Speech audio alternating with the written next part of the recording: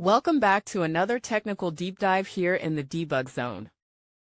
Today we're tackling a big question and breaking it down with insights from other users.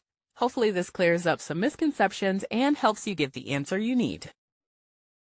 So buckle up, stay a little curious, and let's jump right in.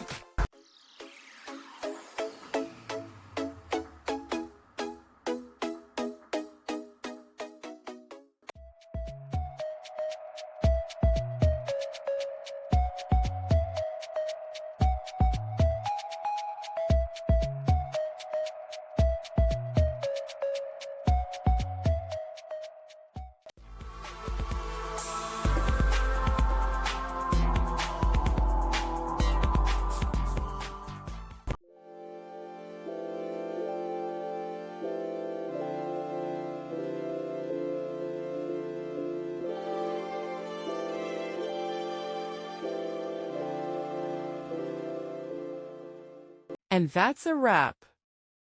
I hope you found the answer you were looking for. If you did, take a second to hit that subscribe button. It really helps out. And let me know in the comments which solution worked best for you. See you next time in the debug zone.